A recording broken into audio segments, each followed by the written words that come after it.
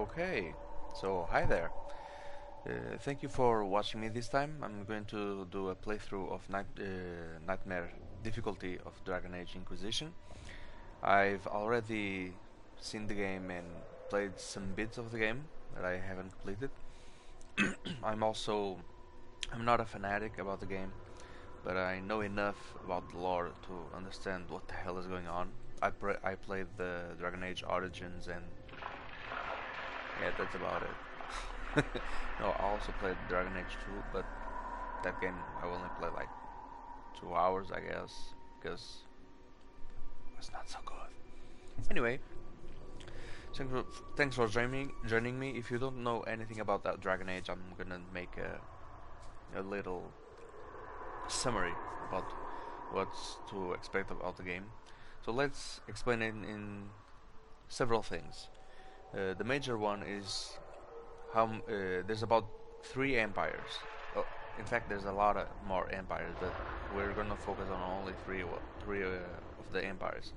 Because it's the Tevinter Empire, which is to the north, also the Orlais Empire, which is to the east, and to the west. No, sorry, to the west and the east. We can find the Ferelden Empire, which is where all the things started up in the Dragon Age Origins. So what can we say about those? Well, we can say that the Tevinter Empire was kind of morons and the Nazi Germany. I think we can say about that. Doesn't matter many things about that because you learn throughout the story. But what you should know about this game, I made a little summary of things I should go on with, because you can find a game guide, a Kotaku game guide, beginner's guide to Dragon Age Inquisition, no, to Dragon Age, and tells you a lot about pretty much anything you need to know about the game or the lore behind the game. So I'm making a quick rundown about it. So I'm going to follow these guidelines because I believe you guys don't want to read it. Understandable. So let's go. Okay, let's start with mages. In this Dragon Age setting, there's mages, and if you can imagine, they are incredibly powerful in compared to non-mages, because non-mages have only sword skills or fighting skills, the skills that we and you could have if we lived in that ambient. But anyway, there are mages, and they are feared as fuck, because mages can be possessed by demons. That's kind of lame. Good morning, Adegineursu. So here's the thing. Mages not only have incredible power, they are susceptible to being corrupted. Not only by that power alone, but they can also get corrupted by the creatures of the Faith, or possessed by the creatures of the Faith. What is the Faith? So here's the thing. Parallel to the world, to the planet, there is a place called the Faith, which is kind of the parallel dimension, where I can't explain it correctly, but it's where the dreams happen. It's where the magic comes from, if I'm not mistaken, and effects on the Faith can influence the real world. As such, the real world can affect the Faith somehow, because whenever you are dreaming, you are basically, your mind is projected into the Faith. So Faith is the dream world. You can say that? Yeah, sure. So there are creatures in the Faith world, as you can understand, and they can possess mages, some of them. So also those creatures may not be entirely good. Some of them are, like spirits of compassion and all kind of good benevolent spirits, but most of them aren't, which is kind of sad. So mages, which whenever a person is born, they have a slim chance of having the power to do magic, and the magic is drawn from the Faith. So mages can be possessed by creatures of the Faith sometimes. That's basically it. The major problem. So mages, as you can expect, can be very feared. That's not the correct English or pronunciation of the thing, but whatever. People are scared of the mages. So what's happening? Many. I still have to talk about the religion in this game, because this game has a religion, and you can go atheist or religious side whenever you want in the game. So it doesn't matter if you are atheist or a believer. So here's the thing: to control mages, because they need to be policed, because, well, if a mage goes rampart, they can, well, kill a lot of people. So there's this faction called the Templars. No, they're not the Templars of the Illuminati. They are the Templars that... It's a police dedicated to... Is not to... is made to prevent the mages from going ramparts. So the Templars are endorsed by a religion. So let's talk a bit about the religion and what are the Templars. So the Templars, they don't have magical powers, as if you can be sure, because anyone that has magical powers is a mage. So the Templars they use a substance called lyrium. This lyrium, which maybe or may not be a living substance, has the power to grant many abilities to Templars. They injure the lyrium. It's kind of special, like a drug, and they use lyrium to be able to contain the mages. The lyrium makes them have dispel abilities and several other abilities that keep mages in check. So what the Templars made, they made something called the Circle of Magi, whatever, Magi. I'm gonna call it Magi. The Circles of Magi is a restricted circle of mages in a certain area that are policed by the Templars, but the Circle of Magi is also policed by a major mage. That major mage also keeps everything under control, and every single mage needs to go to a special school, pass a certain test that you can play in the first game, actually, and that mage has to live under the Circle of Magi, whatever. If they don't, they turn to apostates, which is a kind of a mage that doesn't want to be in the Circle of Magi, and they simply want to do their own thing. That's when the Templars came in, because the Templars have to hunt down and kill all the apostate mages. So you might think the mages are kinda a good guy, because they are protectors. Yeah, they should be, right? But there's not always simple, because Templars could be human. So they made a lot of mistakes and are kinda greedy for power and all that shit. So now we have to talk about religion, because that ties into the Templars. Sorry about the long exposition, but let's make this a video prologue before the actual gameplay. You don't have to watch this, only if you care about the story. So here's the thing.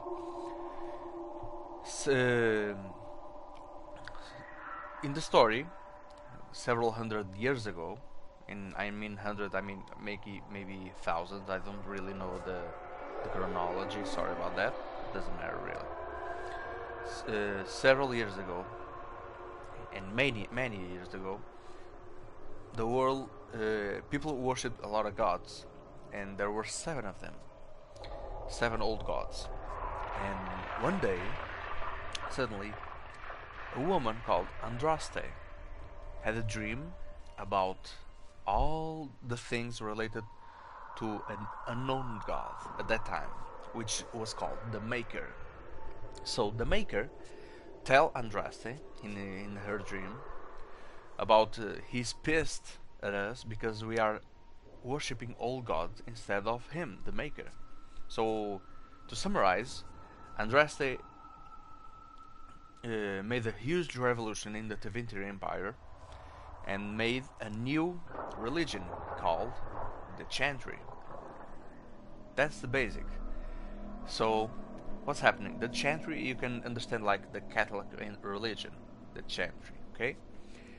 Andraste, it's the chantry's Jesus Christ. You know what I mean? And that's basically the maker is God, the creationist, the creator of all things. Hence the name, the maker. So in the world of Thedas, which is the Dragon Age setting, there is a major religion called the Chantry, which was initiated by Andraste, which was a woman, and she also told us about the Maker, and they had led a huge revolution, and she was betrayed by their fellow compatriots. Yes, Andraste had her own Judas, which was the people around them, whatever. Sadly no, fortunately for her, after she died, the Chantry went on, and they started several cycles of divines. What is a divine? You know how the Catholic Church chooses a pope every now and then because the previous pope dies? Well, the Chantry has something similar called the divine. The divine is someone the many people of the Chantry voted who would be the divine, and she or he has the special duty of containing and spread of her own religion. So yeah, Chantry, Catholic religion, Andraste, Jesus Christ, and they have their own pope, which is the divine. That's basically what you should know about how religion works. So here's the thing. Remember that the Templars are tied to the religion because the Templars are also created by the Chantry. So the Chantry basically created the Templars to contain the mages, which is all fine and dandy. It should work so far, right? Well, maybe. I also need to say that there's kind of a special type of magic which is forbidden, or should be forbidden, which is blood magic. Blood magic basically uses our own blood to create magic, our life force, or the blood of others. So there's a lot of evil sacrifices that can be created by killing people. Well, no, the sacrifices create certain magic.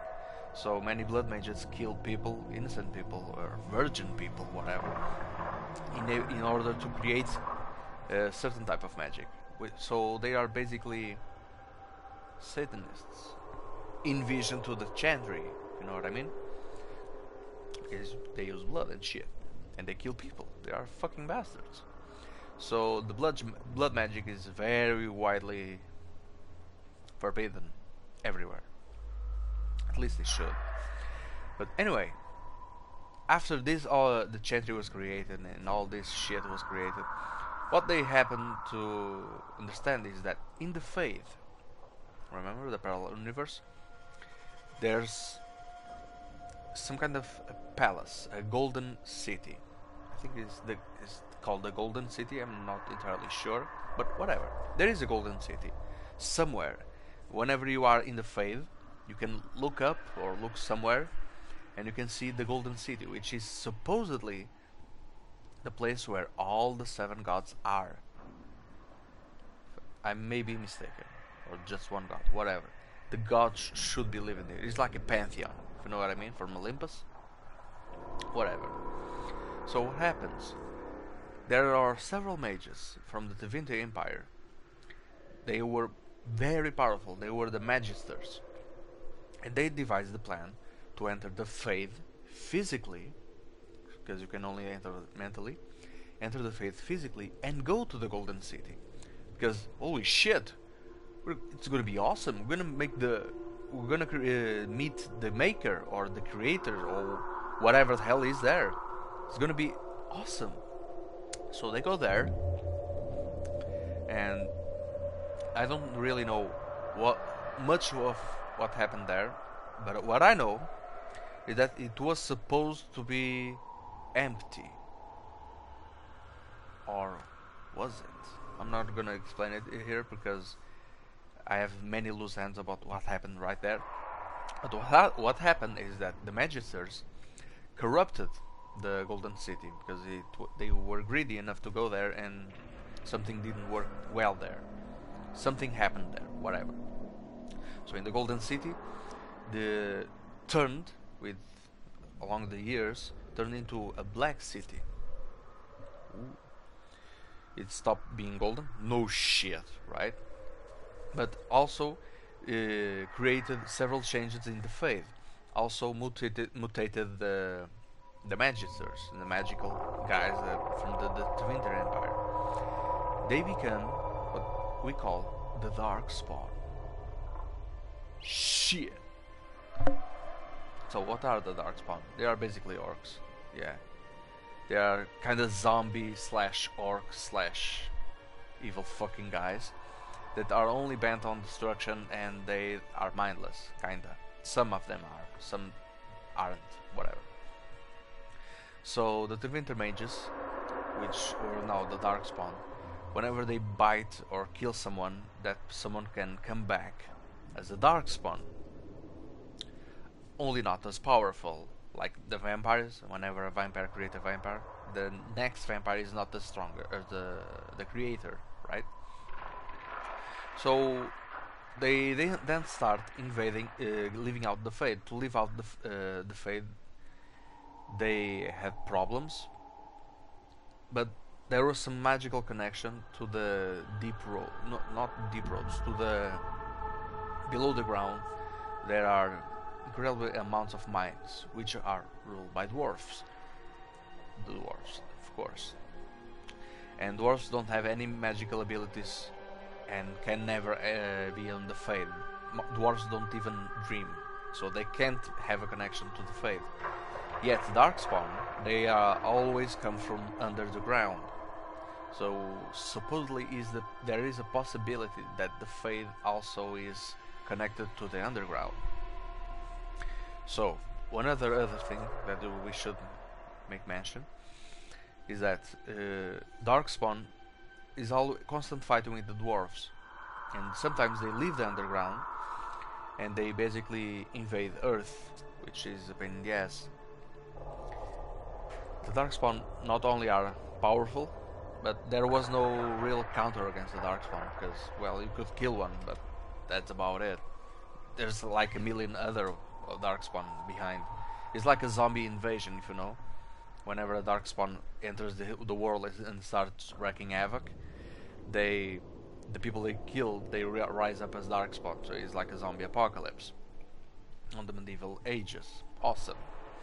So let me get my bearings. Okay, so here's the thing.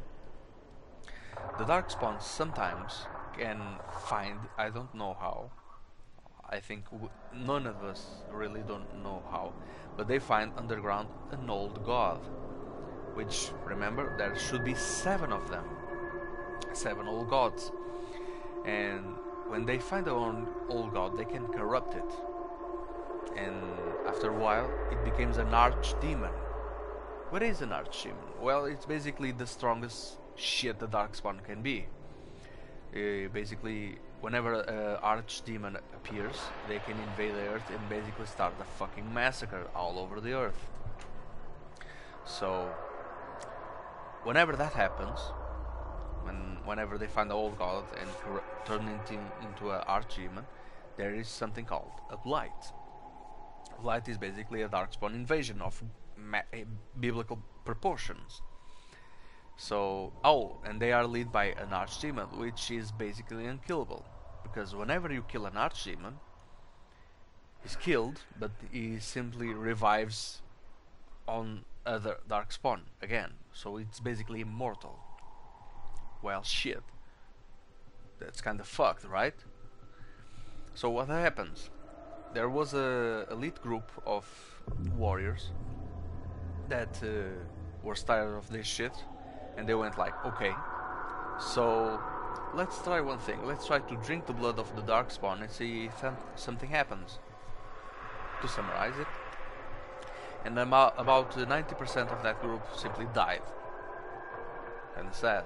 Well, yet The 10% that survived, they became what we call now the Grey Wardens, which were people that was exceptionally strong, but they also could sense where the Darkspawn were. So if I'm here, I can sense the Darkspawn in the other room or something like that. We can sense where something is or where something isn't about Darkspawn. That was a major thing about that in the Blight, because they basically could ambush and whatever. It's a force to battle Darkspawn. That was fine and dandy until they've discovered that they could kill an Archdemon if a Warden sacrifices itself, its own blood, to kill the Archdemon.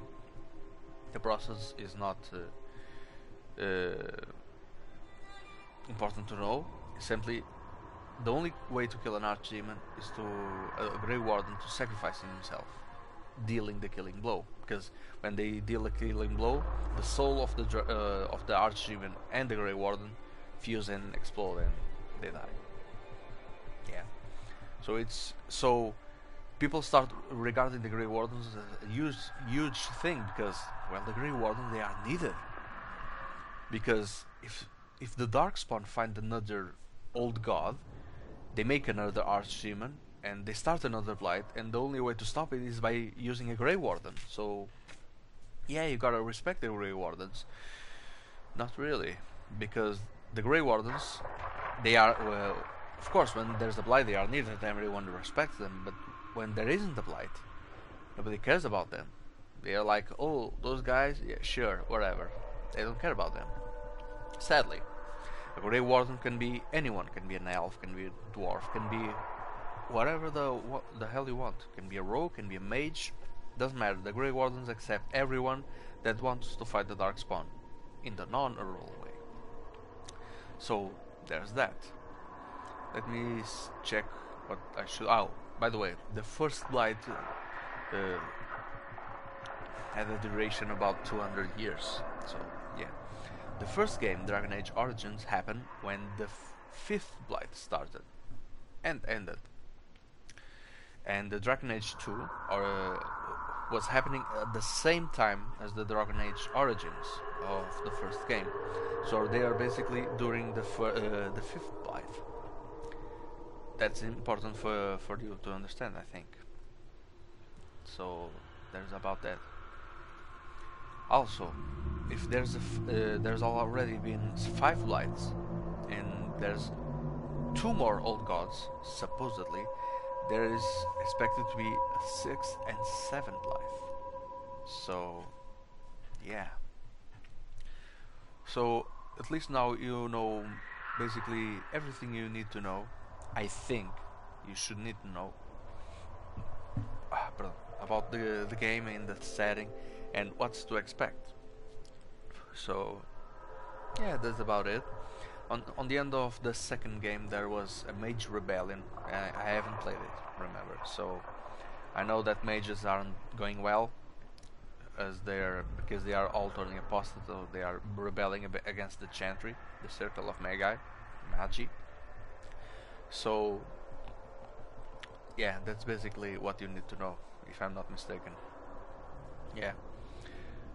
The more things that I should go about the game, I will explain in due time, whenever I can, during the course of the game. So the first part of the prologue of my Let's Play Dragon Age Inquisition on Nightmare difficulty is done. So now let's get on to the game. Finally, sorry. Okay, whatever. I'm gonna put the button over there for you guys to skip it. Anyway, let's start. Okay, I know how the female works around here, so I'm gonna go with a male this time, because I played several parts of the other game and not the other game, of the previous save. So let's start the new save. Oh, the elves are also oppressed, because several thousand years ago the elves were the most dominant race in Thedas, supposedly, and something happened that they lost all the gods and they become like oppressed people. Yeah. because they lost all the gold gods because they were tricked by another god, Loki. It's not Loki. The name was Fen Farel, I think, and also known as the Dread Wolf. So that god supposedly imprisoned all the other gods in another dimension. So the elves basically lost all their gods. Dwarves WoW, that says they have no connection to the Fates, so cannot be mages, and they are resistant to magic. The Canary, oh my god, I'm not even gonna start with the Canary because they are cool, sure, but they are very different from what you should expect. Not only physically, but also in their religion, the Kun. And so I'm not gonna dwell on the Canary. And between humans and elves, I don't like dwarfs. I'm sorry, guys. You may look cool, but you are too short for me. I like tall people. So I'm gonna... Between a human, I already know how the human works out a little bit. So I'm gonna go for an elf. Oh yeah. Also, I'm gonna be a rogue. So I know that I'm not gonna be an archer. So I'm gonna do a dual wield hog. Oh yeah. And of course, I'm gonna play on Nightmare. Oh yeah. Oh shit, I can read that. Whatever. Doesn't matter. So I'm gonna basically play as an oppressed guy, which should change the... Each playthrough is different according to the race you choose, because there's different options. And I'm gonna go for the Templar option somewhere at some point in the game. So let's start. So we can import, that's the most fun part, I think. We can import world state. So the things that you made in Dragon Age Origins and in Dragon Age 2, or the DLCs, they are saved in somewhere, and you can import all those saves, and your world is basically going to be different according to what you did in the first and the second game. So I made a custom world state on the website, and upload it now. Import successful. It was yesterday. I made it. Sure, let's go for it. Yeah.